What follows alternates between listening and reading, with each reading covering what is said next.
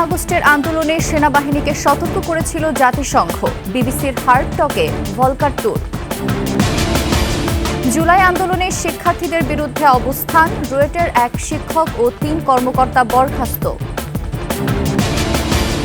এবং সয়াবিন তেল যেন সোনার হরিণ, সংকট কৃত্রিম, দাবি ক্রেতা বিক্রেতা ব্যবসায়ীদের।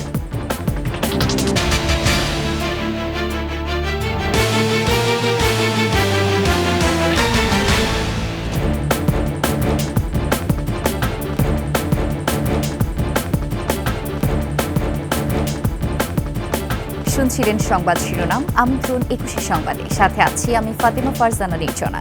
দর্শক, ২১শে টেলিভিশনের সংবাদ একই সাথে সরাসরি দেখতে পাবেন আমাদের ফেসবুক পেজ www.facebook.com/2124 অনলাইনে। এছাড়া সাবস্ক্রাইব করতে পারেন www.youtube.com/@21sheTV চ্যানেলে।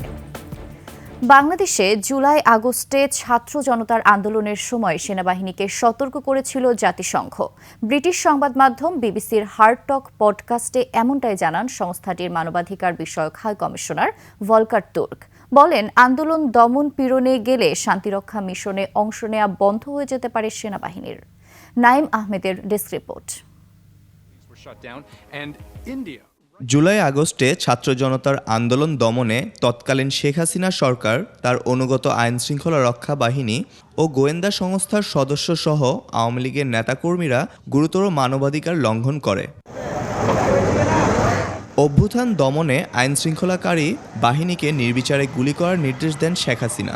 তবে এ আন্দোলনের শেষ দিকে মাঠে থাকলেও নিষ্ক্রিয় ভূমিকায় দেখা যায় সেনাবাহিনীকে। ব্রিটিশ সংবাদ মাধ্যম বিবিসির হার্ড টক পডকাস্টে বিশ্বজুড়ে মানবাধিকার রক্ষায় জাতিসংঘের ভূমিকা নিয়ে প্রশ্নের জবাবে মানবাধিকার বিষয়ক হাই কমিশনার তুর্ক বাংলাদেশ প্রসঙ্গ টানেন। বলেন, সে সময় সেনাবাহিনীকে সতর্ক করেছিলেন তিনি। Well, I can give you examples where it is taken seriously. I'll give you the example of Bangladesh last year. During July, August, there were massive demonstrations of students. They had enough of the previous government under Sheikh Hasina. There was massive repression happening. The big hope for them was actually our voice, was my voice, was also what we were able to do. And we put the spotlight on the situation. And we actually gave the warning. গণঅভ্যুত্থান সফলের পেছনে ওই সময় সেনাবাহিনীর সিদ্ধান্ত বড় ভূমিকা রাখে, যার ফলশ্রুতিতে এখন নতুন পথে যাত্রা করছে বাংলাদেশ। তুর্ক বলেন, অন্তর্বর্তী সরকারের প্রধান ডক্টর ইউনুস সহিংসতা তদন্তে দ্রুত ফ্যাক্ট ফাইন্ডিং মিশনকে আমন্ত্রণ জানান। We saw changes. When Mohammed Yunus took over as the new chief advisor of the interim administration, he asked me immediately, can you send us... বাংলাদেশের মানবাধিকার রক্ষায় অন্তর্বর্তী সরকারের পাশে থাকার আশ্বাস দেন ভলকার তুর্ক। গেল 12 ফেব্রুয়ারি প্রকাশিত জাতিসংঘের ফ্যাক্ট ফাইন্ডিং মিশনের প্রতিবেদনে গণঅভ্যুত্থানে 1400 মানুষের নিহতের পেছনে শেখ হাসিনা সহ তার সরকারের শীর্ষ ও উচ্চপদস্থ ব্যক্তিদের সংশ্লিষ্টতার তথ্য প্রমাণ উঠে এসেছে। নাইম আহমেদ, ২১শে টেলিভিশন। যুক্তরাজ্য সফরে গিয়ে বাংলাদেশ নিয়ে দেশটির পররাষ্ট্রমন্ত্রীর সঙ্গে আলোচনা করেছেন ভারতের পররাষ্ট্রমন্ত্রী এস জয়শঙ্কর। সামাজিক যোগাযোগ মাধ্যম এক্সে দেয়া পোস্টে জয়শঙ্কর তাদের আলোচনার বিষয়গুলো তুলে ধরেন। পোস্টে তিনি লেখেন, ইউক্রেন সংঘাত, পশ্চিম এশিয়া, বাংলাদেশ, কমনওয়েলথ সহ নানা আঞ্চলিক ও বৈশ্বিক বিষয় নিয়ে মতবিনিময় করেছেন তারা। তবে বাংলাদেশ বিষয়ে ঠিক কী আলোচনা হয়েছে তা নিয়ে বিস্তারিত কিছু লিখেননি ভারতের পররাষ্ট্রমন্ত্রী। গত বছর আগস্টে বাংলাদেশ থেকে ক্ষমতাচ্যুত হয়ে ভারতে পালিয়ে যাওয়া সাবেক প্রধানমন্ত্রী শেখ হাসিনা যুক্তরাজ্যে রাজনৈতিক আশ্রয় চেয়েছিলেন বলে গুঞ্জন ছিল, কিন্তু শেষ পর্যন্ত তা হয়নি। জুলাই গণহত্যার মামলাগুলো আন্তর্জাতিক অপরাধ আদালতে পাঠাতে অন্তর্বর্তী সরকারকে অনুরোধ করেছেন আন্তর্জাতিক অপরাধ ট্রাইব্যুনালের প্রধান প্রসিকিউটরের বিশেষ উপদেষ্টা টবি ক্যাডম্যান। প্রধান উপদেষ্টা অধ্যাপক মোহাম্মদ ইউনুসের সঙ্গে সাক্ষাতে এ অনুরোধ জানান ক্যাডম্যান।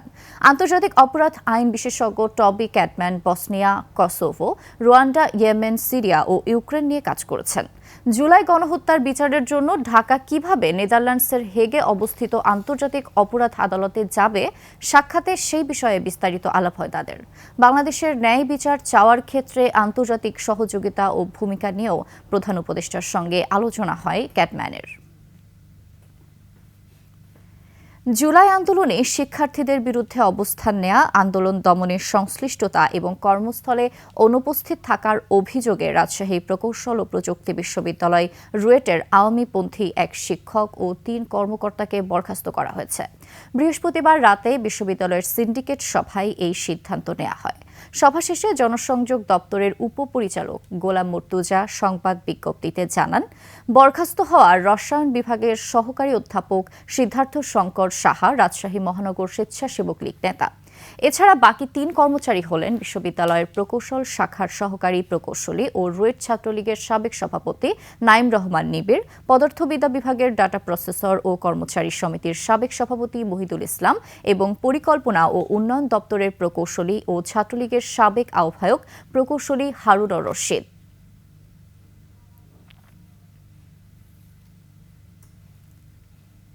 রাজশাহী মহানগরীতে একটি ভবনে আওয়ামী লীগ নেতা প্রবেশ করেছেন এমন সংবাদে ভবনটি ঘেরাও করে তল্লাশি করেছে গোয়েন্দা পুলিশ সহ ছাত্র জনতা।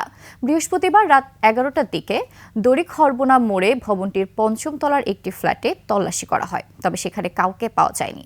তাদের অভিযোগ, মহানগর আওয়ামী লীগের বোয়ালিয়া থানা শাখার যুগ্ম সাধারণ সম্পাদক মোস্তাক আহমেদ ওই ভবনে প্রবেশ করেছিলেন। ভবনের নিরাপত্তা প্রহরীর খাতায়ও তার নাম লেখা ছিল, কিন্তু 14 তলা এই ভবনে তাকে পাওয়া যায়নি। এই নিয়ে উত্তেজনা দেখা দিলে সেখানে গিয়ে পরিস্থিতি নিয়ন্ত্রণে আনে যৌথ বাহিনী। বোতলজাত কিংবা খোলা সয়াবিন তেল, এ যেন সোনার হরিণ। সরকারি পর্যায়ে অভিযান, ব্যবসায়ীদের সাথে বৈঠকের পরও মিলছে না চাহিদা মতো তেল। অথচ শুধুমাত্র রমজান সামনে রেখে দেশে সয়াবিন তেল আমদানি হয়েছে চাহিদার চেয়ে 4 থেকে 5% বেশি। ভোজ্য তেলের এই সংকট কৃত্রিম বলে দাবি ব্যবসায়ী সহ ক্রেতা বিক্রেতাদের। চট্টগ্রাম থেকে রিপোর্ট করছেন হাসান ফিরদৌস। কোনোভাবেই নিয়ন্ত্রণে আসছে না সয়াবিন তেলের বাজার। অনেকটা উদাও বোতলজাত সয়াবিন তেল, যা পাওয়া যাচ্ছে কিনতে হচ্ছে বেশি দামে। আমদানিকারকদের তথ্য অনুযায়ী 14 কোটি লিটার সয়াবিন আমদানি হচ্ছে রমজানের আগেই। ভোজ্য তেলের বাজার একচেটিয়া আধিপত্য রয়েছে মেঘনা, সিটি, বসুন্ধরা গ্রুপের। রোজার আগে টিক্কে গ্রুপের 3টি জাহাজে এসেছে 43,000 টন সয়াবিন তেল। 4 জাহাজে মেঘনা গ্রুপ আমদানি করেছে 45,000 টন সয়াবিন তেল। সিটি গ্রুপ এনেছে 26,000 টন। এর বাইরে অন্যান্য কোম্পানি এনেছে 11,000 টন সয়াবিন তেল। সব মিলিয়ে এক সপ্তাহে সয়াবিন তেল আমদানি হয়েছে 1,25,000 টন।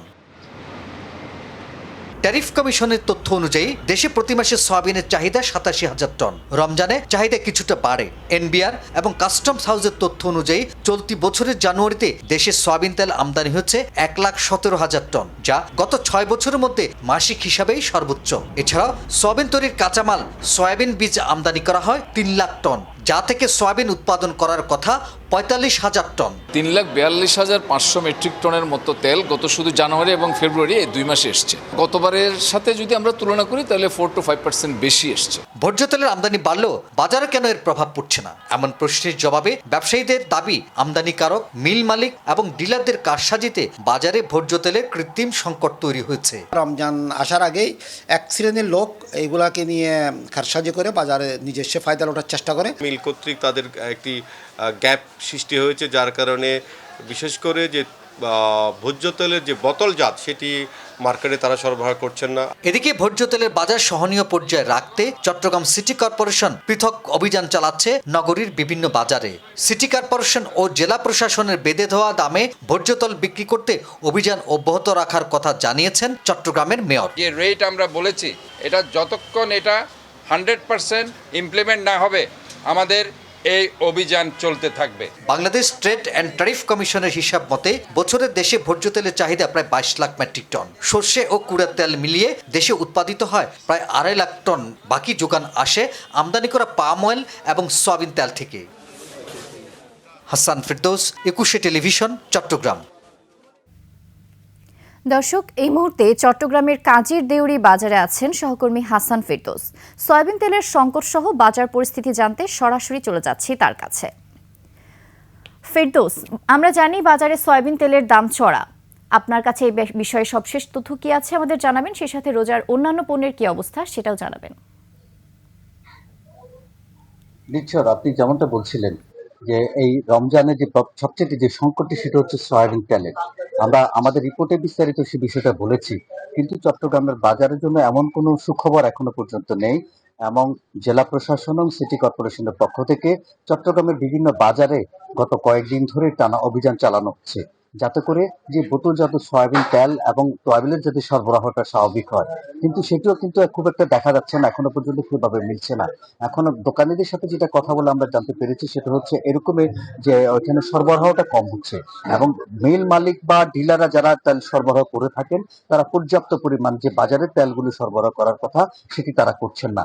এবং তারা যে সিটি কর্পোরেশন এবং চট্টগ্রাম জেলা প্রশাসনের পক্ষ থেকে এখানে তেলের যে মূল্য তালিকা নির্ধারণ করে দেওয়া হয়েছিল 160 টাকা পার লিটার, এবং এই যে 160 টাকা পালি এটিও কিন্তু সেটা তেমন একটা খুব একটা পাওয়া যাচ্ছে না। এবং সেটি কারণ দোকানিরা বলছেন যে তারা বেশি দামে কিনছেন, বেশি দামে কিনে তো কম দামে বিক্রি করা সেটার ক্ষতিগ্রস্ত সে হবেন না, এবং সেটা দায়ভারও তারা নিচ্ছেন না। তারা বলছে যে আমাদের পক্ষে সম্ভব না।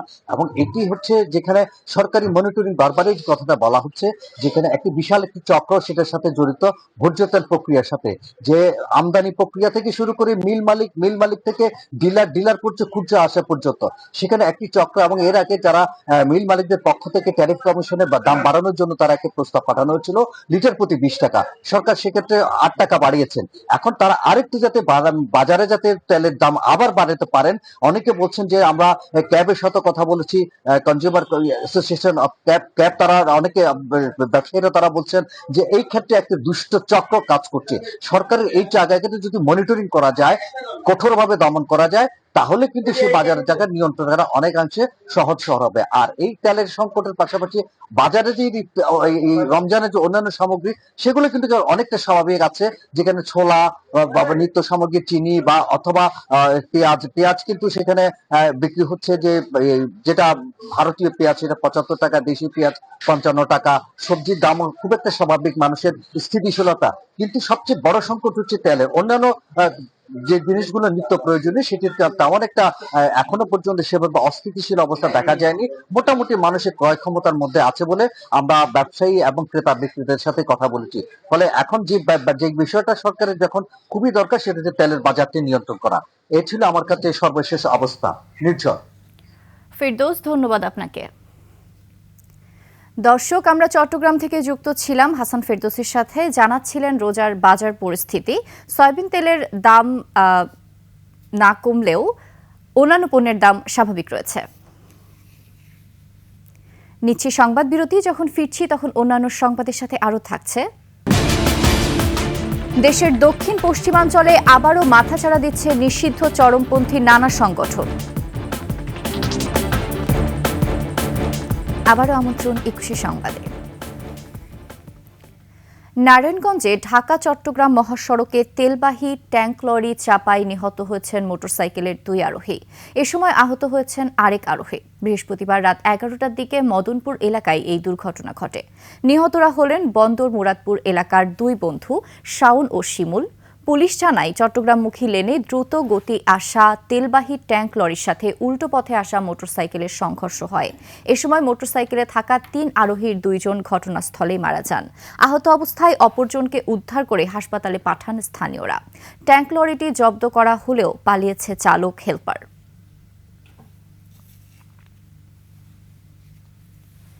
দেশের দক্ষিণ পশ্চিমাঞ্চলের জেলা ঝিনাইদহে আবারও মাথাচাড়া দিচ্ছে নিষিদ্ধ চরমপন্থী সংগঠনগুলো।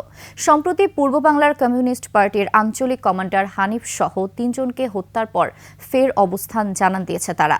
পুলিশ বলছে দেশের পরিবর্তিত পরিস্থিতির সুযোগে দুষ্কৃতিকারীরা এই অপচেষ্টা চালাচ্ছে। ঝিনাইদহ প্রতিনিধি এম রায়হানের তথ্যচিত্রে দেখুন ডেস্ক রিপোর্ট। 2 যুগ আগেও দক্ষিণ পশ্চিমাঞ্চলের মানুষের ঘুম ভাঙত খুনের খবর শুনে।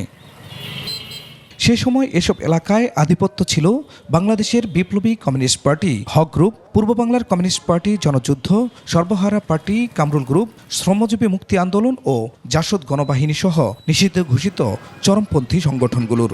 20-25 বছর আগে যেভাবে সকাল হলে রাত হলেই যেখানে সেখানে এই লাশ পড়ে থাকতো সেরকম একটা অবস্থার দিকে যাচ্ছে। তাদের হাতে হত্যার শিকার হয়েছেন অসংখ্য মানুষ। আতঙ্কে দিন কাটত সাধারণ মানুষের। এক পর্যায়ে আইনশৃঙ্খলা রক্ষা বাহিনীর কঠোর অবস্থানে বিলুপ্তি ঘটে সংগঠনগুলোর। তাদের একটি আতঙ্ক ছিল র্যাব বলে, সেটা যেহেতু নেই, এই কারণে তারা আবার মাথাছাড়া এবং রাজনৈতিক সংগঠনগুলোর সাথে তারা যোগাযোগ স্থাপন করছে। তবে সম্প্রতি আবারও মাথা চাড়া দিয়ে উঠছে নামে বেনামে বিভিন্ন চরমপন্থী সংগঠন। অবস্থান জানান দিতে হত্যাসহ চালানো হচ্ছে সন্ত্রাসী কার্যক্রম। এলাকার আধিপত্য বিস্তার নিয়ে এদের হচ্ছে পরস্পর হানাহানি। 3টি মার্ডার হলো। এই মার্ডারটি হওয়ার পরপরই ঝিনাইদহের মানুষের ভিতরে এক ধরনের আতঙ্ক কাজ করছে। গত 21 ফেব্রুয়ারি শৈলকুপার শ্মশানঘাটে খুন হন পূর্ব বাংলার কমিউনিস্ট পার্টির আঞ্চলিক কমান্ডার হানিফ, তার শ্যালক লিটন এবং রাইসুল ইসলাম। হত্যার দায় স্বীকার করে গণমাধ্যম কর্মীদের খুদে বার্তা পাঠায় জাসদ গণবাহিনী পরিচয়ে। স্থানীয়রা বলছেন, আধিপত্য বিস্তার, টেন্ডারবাজি এবং জাতীয় নির্বাচন সামনে রেখে তাদের এ উত্থান। আগামী দিনে নির্বাচন কেন্দ্র করে আবার উত্থান হয়েছে। তবে পরিস্থিতি যাই হোক, ছাড় দিতে নারাজ আইনশৃঙ্খলা রক্ষা বাহিনী। যারাই দুষ্কৃত করবে কিংবা আইনের ব্যত্যয় ঘটাবে তাদেরকে অবশ্যই ঝিনাইদহ জেলা পর্যন্ত আইনের আওতায় নিয়ে আসবে। 1999 সালে যশোর টাউন হল ময়দানে আত্মসমর্পণ করেছিল চরমপন্থী সংগঠনগুলোর নেতাকর্মীরা। Khurshid Alam, desk report, 21 television. Dhaka বিশ্ববিদ্যালয়ের সাবেক উপাচার্য ও বরেণ্য শিক্ষাবিদ মশ আরেফিন সিদ্দিক লাইফ সাপোর্টে রয়েছেন। বৃহস্পতিবার দুপুরে ঢাকা ক্লাবে অসুস্থ হয়ে পড়লে তাকে ইব্রাহিম কার্ডিয়াক হাসপাতালের নিউরো সায়েন্স ইউনিটের আইসিইউতে ভর্তি করা হয়। পরিবারের সদস্যরা জানিয়েছেন তার অবস্থা আশঙ্কাজনক, তবে যথাসাধ্য চিকিৎসার আশ্বাস দিয়েছেন চিকিৎসকরা। বরেণ্য এই শিক্ষাবিদের অসুস্থতার সংবাদে স্বজন ও গুণগ্রাহীরা ভিড় করেছেন হাসপাতালে। উনি ওই ঢাকা ক্লাবে ইফতার কিনতে গিয়েছিলেন বেলা 2:30টার দিকে। তো অর্ডার দেওয়ার পরেই উনি আচমকা আর কি পড়ে গেছে। হঠাৎ করে সাডেনলি ডেটোরেট করে ব্রেন হ্যামারেজের মতো হয়ে গেছে। তো এখন ওই অবস্থায় আছে। তো ওনার প্লেটেলেটও খুব কম, 50,000 নিচে, সেহেতু কোনো অপারেশনও যাওয়া যাচ্ছে না। তো ডাক্তাররা আশা করছে, আমাদেরকে যা ব্রিফ করলো তাতে বোঝা যাচ্ছে যে প্লেটেলেট দেওয়ার পরে ওনারা ডিসিশন নেবেন। আর এরই সাথে শেষ করছি 21 সংবাদ। যাবার আগে সংবাদ শিরোনামগুলো আরও একবার। জুলাই আগস্টের আন্দোলনে সেনাবাহিনীকে সতর্ক করেছিল জাতিসংঘ, বিবিসির হার্ড টকে ভলকার তুর্ক। জুলাই আন্দোলনে শিক্ষার্থীদের বিরুদ্ধে অবস্থান, রুয়েটের 1 শিক্ষক ও 3 কর্মকর্তা বরখাস্ত। এবং সয়াবিন তেল যেন সোনার হরিণ, সংকট কৃত্রিম, দাবি ক্রেতা বিক্রেতা ব্যবসায়ীদের।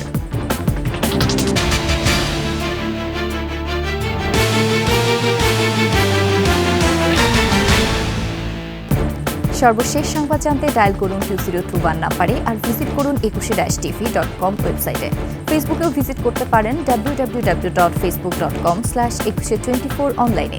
এছাড়া সাবস্ক্রাইব করতে পারেন www.youtube.com/@21etv চ্যানেলে।